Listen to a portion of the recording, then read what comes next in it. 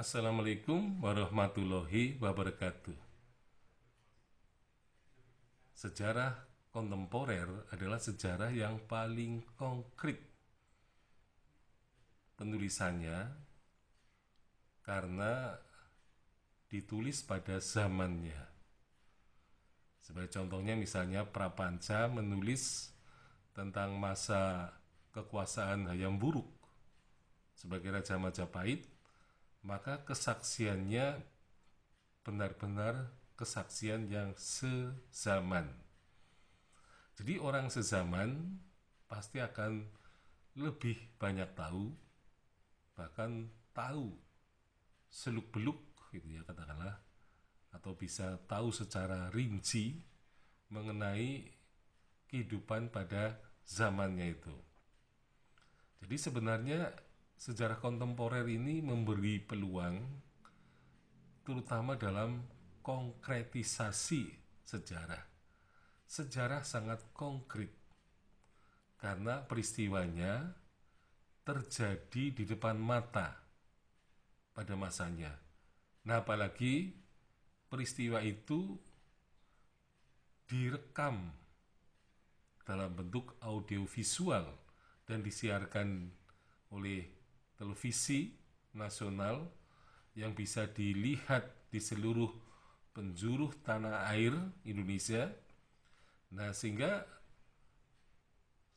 sejarawan yang menulisnya bisa melihat seperti laporan pandangan mata atau siaran langsung dari peristiwa yang terjadi, ya katakanlah bisa detik demi detik, jam atau menit demi menit, jam demi jam, hari demi hari.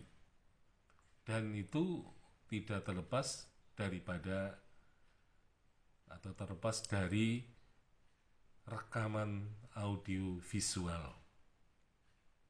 Nah, di samping itu berita-berita surat kabar pun bertebaran ya, dan mungkin juga siaran-siaran radio secara nasional atau lokal, sehingga peristiwa itu benar-benar konkret.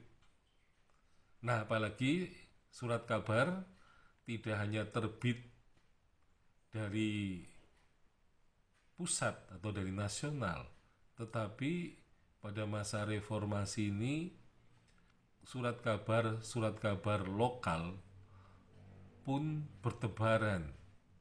Jadi seorang sejarawan memang tidak punya alasan untuk menyatakan bahwa ia merasa kesulitan untuk mencari sumber sejarah.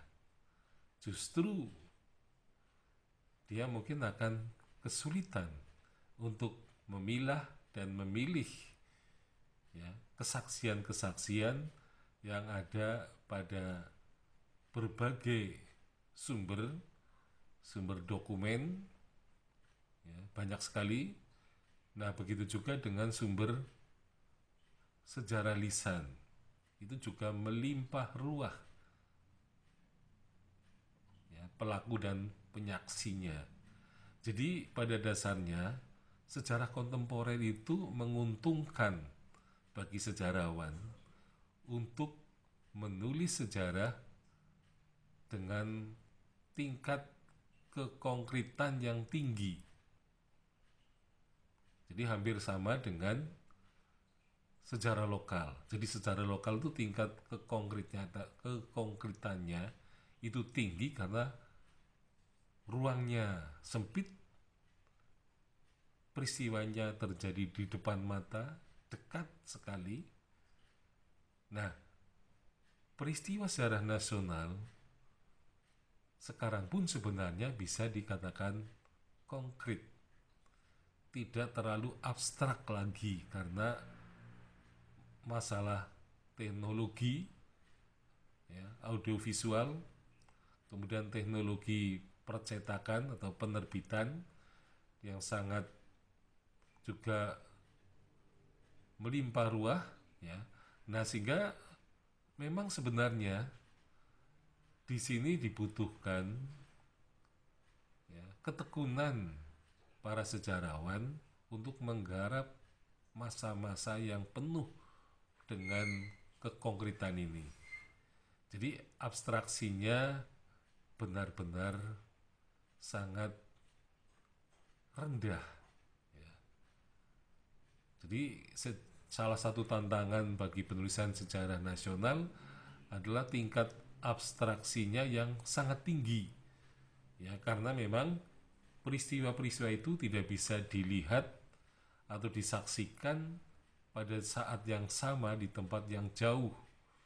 Tapi sekarang tempat-tempat jauh pun bisa melihat secara langsung karena disiarkan oleh televisi setiap hari, setiap saat, dan secara terus-menerus. Nah, tentu saja peran sejarawan yang juga menjadi seorang wartawan itu mempunyai peran yang sangat tinggi, ya, terutama untuk menyiarkan berita-berita terkini, berita-berita yang paling relevan pada masanya, dan juga bermunculan,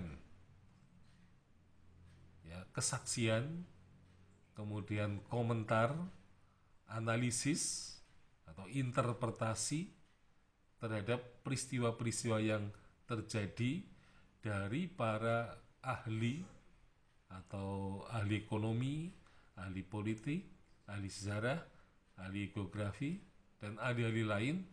Nah, sehingga sebenarnya di situ sejarawan juga dibantu oleh para ahli itu, terutama dalam menginterpretasikan fakta sejarah. Jadi masa kontemporer, masa sekarang ini dengan kemajuan teknologi, sejarawan dibantu untuk mendapatkan sumber sejarah dengan mudah, kemudian melakukan kritik ekstern dan intern. Ini pun dibantu oleh teknologi, ya, karena pada masa itu jelas ada ahli-ahli yang melakukan verifikasi terhadap peristiwa, ya, satu persatu, sehingga verifikasi atau kritik itu dilakukan secara terus-menerus. Nah, sehingga kemudian diperoleh fakta sejarah. Nah, dari situ kemudian juga ada interpretasi. Jadi sebenarnya sejarawan pada masa kontemporer ini memperoleh keuntungan yang sangat besar, terutama untuk melakukan penulisan sejarah, karena dibantu oleh kemajuan teknologi, kemudian keberadaan dokumen yang melimpah, dan juga sumber sejarah lisan yang juga melimpah, kemudian juga rekaman-rekaman video dalam bentuk YouTube misalnya, dan juga suara-suara dalam berita radio. Maka sebenarnya memang sejarah kontemporer pada masa kini, pada masa teknologi maju, maka kita mendapatkan suatu kesempatan untuk menulis sejarah dengan cepat, mudah, dan murah. Nah, tentu saja akan berbeda ketika kita berbicara atau menulis sejarah kontemporer 50 tahun yang lampau.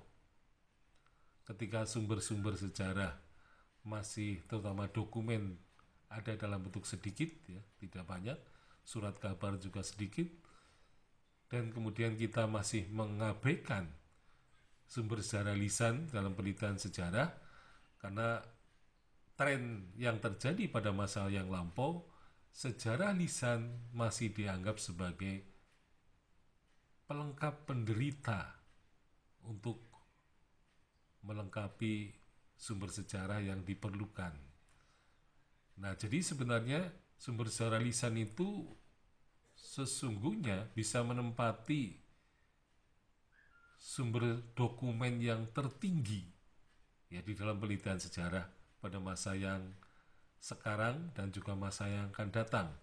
Karena tadi saya katakan bahwa sumber secara lisan manusia adalah dokumen mulutnya, itu dokumen yang masih hidup.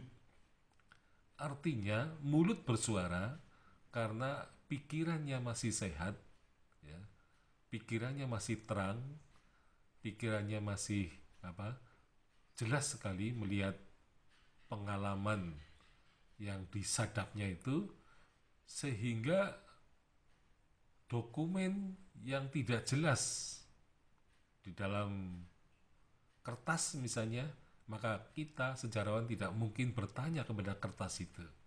Tetapi kalau dokumen hidup, kita masih bisa bertanya apa yang tidak jelas dari sumber sejarah lisan itu. Nah, sehingga pada saat sekarang sumber sejarah lisan mestinya ditempatkan sebagai sumber utama bagi penulisan sejarah, karena dia adalah dokumen hidup yang bisa diwawancarai kembali ketika ada bolong-bolong atau ruang kosong yang tidak bisa diisi karena tidak ada dokumen. Sekian, Assalamualaikum warahmatullahi wabarakatuh.